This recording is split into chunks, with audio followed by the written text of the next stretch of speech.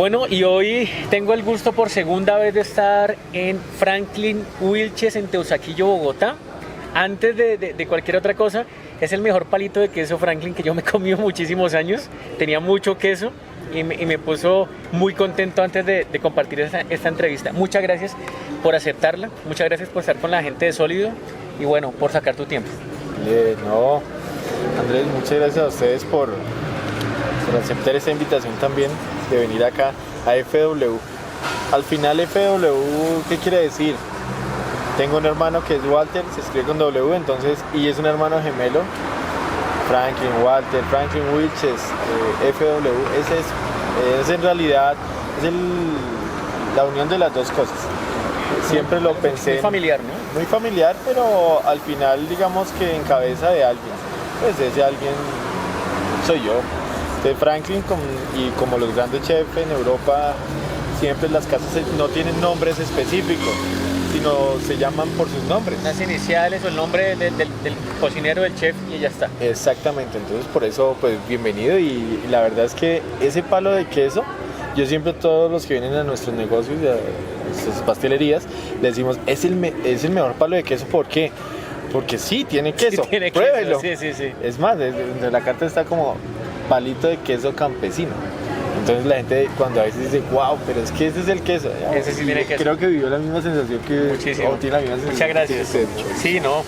Y yo siempre pido toda la pastelería donde voy un palito de queso, porque yo ahí mido de alguna manera si es igual a las demás o no.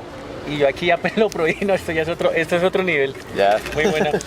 Franklin, bueno, en compañía de esta rica infusión, Franklin Wilches, yo lo conozco, como un referente en Colombia desde hace muchos años, cuando yo trabajaba en un club muy importante aquí de la capital, y yo lo veía hacer y lo veía desarrollar esos productos, y lo veía en concursos, y lo veía tantas cosas, y muchos yo sé que lo han visto haciendo mucho. Pero ¿qué hay detrás de eso, Franklin? ¿Cómo Franklin aparece como cocinero? Franklin de niño ya le jalaba a la pastelería. ¿Cómo fue toda esa historia para tú llegar y decir, hombre, a partir de ahora me voy a dedicar a la cocina de la pastelería? Pues bueno, sí han pasado, para contar un poco la historia de mi vida, han pasado 30 años. Desde 1990 que acabo mi bachillerato, inmediatamente empiezo como a hacer esa incursión de qué voy a hacer. Y qué voy a hacer estaba en cuarto de bachillerato, me acuerdo tanto porque hoy es noveno, ¿no? Eso, sí. Cuarto de bachillerato y ya podía entrar al SENA. Yo entro a la gastronomía y a la cocina, yo lo digo que por una necesidad, pero es una bendición muy grande de Dios que me dio para mí y me abrió la visión. Porque en mi casa yo no podía ir a un ente universitario, no tenía las formas de pagar, mis padres no lo tenían. De pagar una universidad costosa y todo eso. Entonces en ese momento la única escuela fundamentada después de la escuela fue la Escuela de Arte de Oficios, después fue el SENA. Entonces pues tocaba entrar al SENA. Y como tocaba entrar al SENA, con cuarto de bachillerato ya lo recibían a uno. Sí, claro. Pero en cuarto de bachillerato yo tenía 13 años, porque yo terminé muy pronto mi bachillerato. Entonces, en ese entonces yo decía a mis padres, yo me quiero ir al SENA, pero cuando ya me averigüé cómo era el SENA, era todo el día. Y tampoco ellos permitieron eso, o sea, o estudias y terminas su bachillerato, que era hasta donde ellos me pueden dar, y de en adelante pues mira a ver qué hace. Y yo fui el que ya cuando iba terminando, me inscribí, hice todo el tema y todo el proceso y toda la cosa, y ya cuando llegué entro al SENA tal día. Entonces ellos me decían, en el colegio empezaron ya noveno hacia adelante todos los compañeros, los profesores, bueno, ¿y usted qué va a estudiar? Entonces, no, que yo arquitectura, medicina, y yo medicina, y yo quiero ser cocinero. Y entonces en ese entonces me decían, cocinero, pero eso sí está bien, para ustedes está bien. Y yo, no, a mí me gusta, o sea, me gusta, pero nunca hubo, o sea, normalmente siempre hay como herencias, ¿no? Sí. Dice que el banquetero de la época, porque yo me acuerdo de los años 70 y 80, que eran los grandes banqueteros. Pero una inspiración marcada, y la inspiración marcada era cocina de primera con segundo. El libro, fantástico, ¿no? No, la televisión. Ah, cuando Él existía era- el programa. Claro, cuando Ok, ya era, ok, porque ok. yo estaba muy pequeño y una señora vecina íbamos allá y veía, ella cocinaba muy rico. Ella cocinaba tan rico, pero ella veía muchas de las recetas que hacía, cocina de primera con segunda y Saúl en la olla y toda esa Sí, vaina. sí, sí. Entonces el tipo con un anillo y cocinaba y eso, mejor dicho. Sí, sí. Entonces de ahí como que yo decía, yo quiero ser cocinero, pero yo nunca tuve un contacto directo con la cocina de decir es que mi tío, mi papá, no, mi papá es sastre modisto de profesión, cosas completamente diferentes, pero es un arte todavía muy manual. Mi papá todavía elabora su sastrería como los antiguos, artesanalmente, o Todavía sea, sigue tomando la medida con la tiza. con la tiza, el entretelado se demora 2 días, mientras que los ponen al sol, todo el tema. Eso vale mucho dinero, pero ya pues son pocas personas que lo hacen. Entonces ya, ahí a partir de ese momento. Y después yo estudié en un colegio nacional aquí al lado del Hotel Hilton en esa época, en el Externado Nacional Camilo Torres. Y yo salía de ahí, íbamos con los amigos caminando cuando los chefs, y pues después con el tiempo supe que eran los grandes restaurantes, L'Etoile, y los grandes chefs eran o sea, los tipos, pero salía la gente, y me acuerdo tanto, pues los auxiliares de cocina, pero obviamente con sus gorros, con todo eso, y salían a botar la basura y todas esas cosas, y me decía, oye, yo quiero ser chef, me gustaría, eso me parece sensacional ese mundo. Y después ya empecé a mirar y una vez vi en el periódico Festival Gastronómico de Carulla. Y en esa época el chef ejecutivo era Luis Ernesto Forero. Ah, ok. Más adelante llega la punta. Claro, pero entonces cuando yo veo esa foto de Luis Ernesto Forero, joven, con su toca, así y todo, yo quiero llegar hacia allá. Entonces me fui al Sena, cuando ya fui al Sena, el primero que me atendió en una entrevista fue Hilberto Pacheco. Claro que sí. Y Hilberto Pacheco me decía, ¿qué quieres hacer? Entonces yo dije, no, yo quiero llegar a ser chef. Digo, pero para llegar a ser chef, usted primero tiene que llegar a ser un muy buen auxiliar. Y primero, para usted llegar a ser un muy buen auxiliar, usted tiene que llegar a ser pues, un buen empleado. Claro que sí. Entonces, yo decía, pero ¿cómo así? No, yo quiero ser uno de los mejores chefs. Pero no entendía eso, Claro, la diferencia. la diferencia. Pero él me dijo, listo, entonces, este es un mundo complicado y no sé qué. Costeño él, me Sí, acuerdo sí, tanto. sí. Barranquillero, creo. Barranquillero. Y yo le dije, no, pero vamos con esa. Cuando yo le dije así, entonces tuve mi primera aparición ya en el Hotel Casa Medina, o sea, ahí empecé en el Sena y mis etapas productivas y después llegué a mi primera gran pasantía al Hotel Casa Medina de la época. Pero otra segunda persona que marca ¿Como ese rumbo? Es Ernest Reuter. Ernest Reuter era un luxemburgués que era el jefe ejecutivo de Casa Medina, que había trabajado en el Gran Batel. O sea, una formación europea increíble. Increíble. Entonces, es como yo siempre le digo a todo el mundo, es como aquella persona que te deja marcado para bien, muy chévere. Entonces me dejó marcado y decía, oye, pero eso es una cosa maravillosa. Entonces era una cocina súper organizada, él era muy organizado en muchas cosas, su brigada, todas sus cosas, entonces me pareció muy chévere. Entendí que la cocina era otra cosa y las artes culinarias eran otra cosa. Entonces, pues como chévere. Ya después de eso, vino Hotel Casa Medina, se hicieron festivales Cordon Bleu. Entonces empezaron a traer chefs para hacer festivales 2 veces al año en el Hotel Casa Medina. Pues claro, en ese justo momento empiezan a abrir una cantidad de cosas que uno no tenía, porque es que en esa época, hace 30 años, el que tenía los libros era el que tenía el Sí, conocimiento. no. Era el duro del momento. Era el gurú. Pero los que tenían, yo digo que yo asocio mucho el tema de que el que tenía los libros era como el que tenía el poder, como en el colegio el que tiene el balón. Sí, sí, sí. Era muy malo pero jugaba. Exactamente.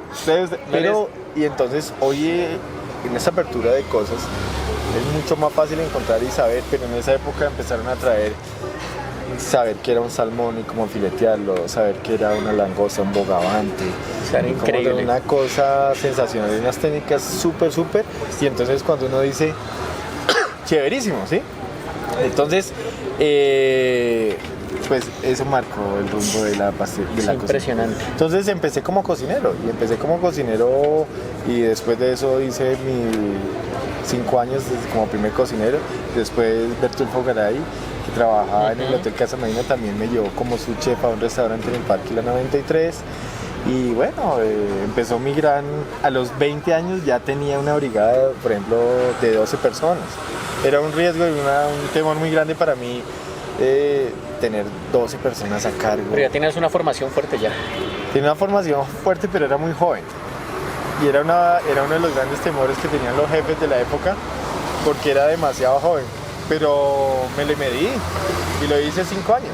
Lo hice 5 años y ahí trabajé desde el 94, desde el 95 trabajé más o menos hasta el 2000. Okay. Pero en ese periplo, en Casa Medina salí y fui por primera vez a Francia en el año 97, estando en el Hotel Casa en Mamas, y después cuando gané la Toca de Oro fui por segunda vez a Europa. Ahí vamos a tocar un tema ahorita más adelante, ¿no? Que es el tema de la Toca de Oro, que estoy seguro que las nuevas generaciones de cocineros y las nuevas generaciones de estudiantes de cocina no tienen de pronto en su marco de referencia qué es o qué fue la Toca de Oro. Entonces, si quieres, coméntanos. Yo lo sé, pero quiero que en tus palabras que me comentes qué fue eso de la Toca de Oro, cómo sí que ganaste la Toca de Oro. Pues en los años 80-90 hubo un gran concurso liderado por una empresa muy especial acá, Nestlé de Colombia, ¿sí? Y se llamaba la Toca de Oro. Fue una réplica del Toque de Oro que se hacía en México y en Brasil, ¿sí? Y se escogía el mejor cocinero del país. Entonces empezaron a hacer, se hacían eliminatorias regionales y se venía una gran final nacional en Bogotá.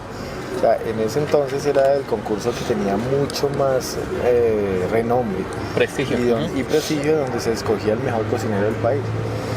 En el año 1997 yo le digo a todas las personas que lo más importante, uno empieza como a rodearse de personas. Es importante estar rodeado de personas, no presumir de hacer cosas que no, o que otras personas hacen. No, es que yo estoy con este chef, entonces yo soy el mejor. No, lo que cuenta es lo que uno hace, pero al final le toca rodearse de buenas personas, de buenos profesionales, de buenos amigos y bueno. Entonces yo me empecé a rodear de muchas personas y en ese entonces di como con la vuelta, y Ernest Reuter era el fundador era el presidente de la Asociación Colombiana de Cocineros. Y estaba ahí también Luis Forero, y volvemos otra vez. Luis Forero dio la vuelta y dijo, oiga, yo lo vi algún día y él fue como que lo que yo me inspiré. Luis Forero, entonces yo me iba a todas estas cenas a trabajar gratis. Y a trabajar gratis para aprender, para querer estar, quiénes son, cómo es, me gusta, me encanta eso. Entonces lo hice. Y como lo hice, pues entonces vino el tema de Toca de Oro. Entonces cuando otras personas vengan, mira, se le haga, no sé qué, oye, así me gusta. Entonces me empecé a meter y empecé en el 1997 tenía 22 años, me presenté por primera vez. Había personas que se habían presentado 3 y 4 veces y nunca habían llegado ni siquiera a una semifinal. Y yo fui Toca de Bronce. Ok, la primera vez. Eso fue en el 95. Y yo, oye, eso me gusta, hay que trabajar muchísimo, había que invertirle demasiado dinero y todo, pero bueno, me gustó y me empezó a gustar. Entonces, como me empezó a gustar, empecé a meterme más. Después, en el año de 1997 vino la Toca, la otra era cada 2 años. Dije, no me presento, estoy corto de tiempo, pero dije, me voy a preparar y en el 99 quiero hacer un Toca de Oro. Y cuando me fui a presentar dije, yo quiero presentarme y voy a hacer Toca de Oro. ¿Ese era un propósito que tú ya tenías? Ya me lo hice, pero se me fue dando en el camino, no era una cosa que no hay que pagarle a quién, no hay que comprar los jurados, no, a nadie, hay que trabajar. Es como hay que trabajar. Y me gané la Toca de Oro en 1999. ¿Qué sentiste ese día cuando te la ganaste? No, es una cosa sensacional, porque al lado de todo eso, pues igual que en las grandes cosas, hay personas detrás de todo esto.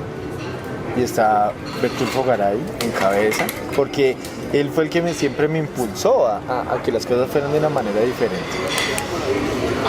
Y al lado de todo eso, pues obviamente uno de las musas de la inspiración, como Ernest, Claro. Luis Forero y otras cosas, pero en realidad el que más empezó a trabajar insistentemente en eso fue Bertulfo. Pues, ¿y qué pasaba? No es como en otras partes que el concurso se dedica a uno solo, sino tocaba trabajar y seguir al lado con el concurso. Seguir adelante. Eso fue la cosa más grande una de las cosas más grandes y más bonitas que me ha pasado en la vida. ¿Qué has vivido? Lo que pasa es que empezaron a cambiar muchas cosas y yo me fui a Francia en esa época por segunda vez, porque uno de los premios era ir a Francia, ¿Viaje? Okay. ir a Francia 15 días a un restaurante de 3 estrellas Michelin, 2 estrellas en ese entonces, hoy es 3 estrellas Michelin, de Regis Macon, que entre otros era uno de los jueces de ese concurso en la final nacional de Bogotá. Entonces, al lado de todo eso también estuvo Ovani Velasco, que en su momento fue la persona que también impulsó el tema de pastelería aquí en Colombia. Entonces, y él apoyó demasiado ese concurso del Toca de Oro. Después él estando ahí y siendo Toca de Oro. ¿Sí? Entonces, pues me gané eso y me fui a Francia, y después de estar en Francia ya 15 días, me quedé, le dije al chef, yo me quiero quedar un poco más. Y yo, no te puedes quedar un mes. ¿Pero por qué? Porque yo quería, yo le dije, no, chef, es que 15 días quiero aprender más. Quiero aprender más. Y después del mes me dijo, usted se puede quedar hasta cuando usted quiera. Yo ya había hecho como todos los planes de quedarme un poco más, ya había pedido una visa más grande y todo.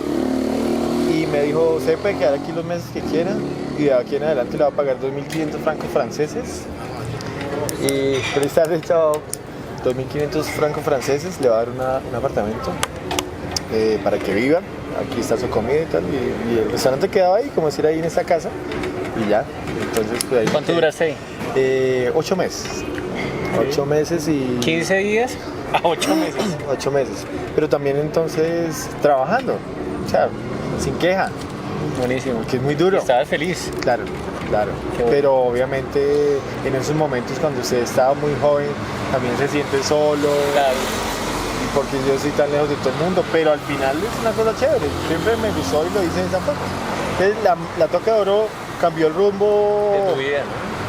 Sí, y ya después de que yo quise volver acá, yo dije, yo no quiero volver a trabajar directamente con alguien, sino quiero ser independiente. Yo ya había empezado una empresa de pastelería, y después de esa época también entendí en Francia que como el tema de la pastelería siempre me gustó. Entonces yo manejo los dos flancos. Ok, la cocina y pastelería. La pastelería, que eso es una ventaja grandísima, ¿no? Sí, pocos chefs manejan, digamos, que esas dos. Y manejarla bien. Exacto, porque hay temores. O sea, hay cocineros que de sal que te hacen todo, pero no te hacen nada dulce, y mucho menos en pasteleros te vuelve cocinero. Sí. Eso pocas veces sucede. Pero pues yo lo empecé a manejar y empecé a rodearme de personas como te digo, Ovani y otras personas. Entonces, que te apoyaron en el camino. Entonces, eso también fue chévere. Franklin, y al día de hoy, cuando ya ha pasado esta historia, cuando ya consolidas tu profesión, resulta que luego te conviertes en empresario. Y resulta que entonces empiezan a aparecer empresas tuyas en Bogotá. Empiezas a tener 2 pastelerías, ¿cierto? Que son también como productos de dulce, bollería, hay hojaldre, hay de todo un poco, y todo es muy rico, pero aparte montas un catering y aparte te funciona. Entonces la pregunta es, ¿cómo has logrado que esa ecuación que a muchos cocineros no les ha funcionado, a ti te funcione? Eso lo he aprendido con los años, porque al final normalmente uno como empleado siempre dice, y es lo que escucho a veces de las personas que me colaboran a mí, me cansé de hacerle plata a este man o a esta persona, me voy y voy a hacer lo mío. Pero el día que usted toma esa decisión es cuando usted todavía no ha dimensionado que es más complicado. O sea, ya no hay límite de horario, si no ganas, si te ganabas 1 millón o 2 millones, ya no te vas a ganar eso de repente, porque los primeros meses muchas veces hay incertidumbres frente a una cantidad de cosas. Entonces, cuando yo era empleado del restaurante Mamas, algún día una persona me dijo, quiero que me haga estas cosas de pastelería, y yo les empecé a hacer. pero yo nunca cogí ese dinero para gastármelo, sino que siempre fui reinvirtiendo. Y lo que ganaba en el restaurante era para mis gastos básicos en mi casa, y allá en mi casa y todas esas cosas.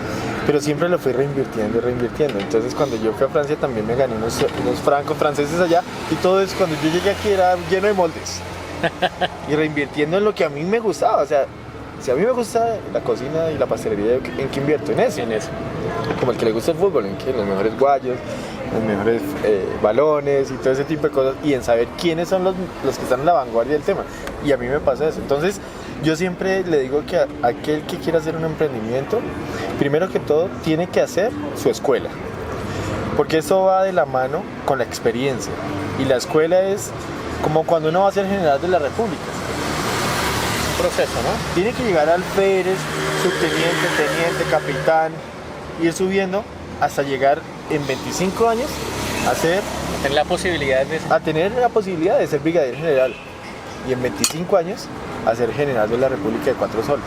Pero eso es un trabajo que no se encuentra de la noche a la mañana. O sea, definitivamente seguir el proceso. Si no se sigue el proceso, los golpes son más duros. Y a pesar de que hoy llevamos 20 años de independencia, llevo 20 años de independencia, todavía aprendemos muchas cosas y nos cuestan muchas cosas. Y precisamente ahí viene la otra pregunta, y es, como no todo puede ser color de rosa, como no todo puede ser fluido, ¿cuál fue ese momento duro, difícil, donde tú dijiste, uy, se me está complicando el asunto? ¿Tuviste algún momento como que te pusiera en un punto de quiebre? Sí, normalmente los negocios y la profesión te colocan en jaque en muchas cosas, ¿no? Pero al final uno también tiene que pensar que le toca a uno pararse. Y gracias a Dios me ha dado esa posibilidad de volverme a parar, porque siempre a mi lado han habido personas que siempre me han dado la mano, que para mí son como ángeles que están a mi lado y que están dándome esa mano. Entonces yo siempre he sido una persona que he encontrado apoyo de todo el mundo, amigos, colegas, y soy muy amiguero. Entonces, pero soy un amiguero, pero no de estar todo el día. Yo tengo amigos que nos vemos en 10 años, pero yo sé que seguimos siendo amigos, pero siempre he estado con personas a mi lado. Pero ha habido momentos en que me dicen, no sé si me tengan que volver a emplear, y fue algún momento, pero pues volverse a reponer, tiene que estar uno con personas al lado, en este caso como mi esposa y amigos, que siempre le digan, no, hay que seguir, volvamos, hay que recomenzar, hay que rehacerlo y volvámoslo a hacer, ¿sí? Y ha pasado eso, y hoy pues obviamente le impactamos mucho más a la inclusión social. Entonces pues por eso nuestras personas que trabajan con nosotros, madres cabezas de hogar, muchachos que quieren estar estudiando, y todo el mundo que quiere compenetrarse con el tema. Maravilloso. Pero sí ha pasado eso. Y mira que... Pero hay una cosa, ajá, que es la ventaja que hemos tenido acá. Y he tenido que en algunos momentos salir de algunas personas y todo, pero yo conozco todo el engranaje de mi empresa. ¿Cómo funciona? Perfecto, claro. Desde el pastelero, el cocinero. Entonces si hoy se me da un pastelero, yo lo hago. Si se me da un cocinero, también lo hago. Si se me da el conductor, también lo hago. Si se me da el mensajero, también lo hago. Ok. Lo único que no puedo es firmar balances, porque eso me parece una subida. O sea, definitivamente estás blindado frente al fracaso por el apoyo que te han dado siempre las personas que han estado contigo, pero aparte de ello que conoces muy bien cómo puede funcionar tu negocio. Sí, pero uno tampoco se puede creer indestructible, porque la vida es hoy. Ok. No hay que pensar en el mañana. Y el ayer, el empezar, el recordar, para que a uno le ayude a pensar cómo hacer las cosas, pero no hay que vivir del pasado. ¿Vivir un poco más simple de pronto? ¿Más tranquilo? Sí, porque uno se pone a pensar en qué va a pasar mañana, y a veces ese mañana nunca llega. O no pasa lo que querías que iba a pasar. Entonces vienen frustraciones más grandes. Franklin, hay muchas personas que en ese momento están viendo esta entrevista. Hay estudiantes de cocina que están próximos a salir de la industria. También hay cocineros que dudan si realmente tienen el talento o no para continuar. ¿Cuál sería como esa recomendación que tú le darías a ellos en este momento? Ese estudiante que va a salir y se va a encontrar con la realidad, con la industria, algo que no le comentaron de pronto en su escuela. ¿Tú qué le dirías a ellos?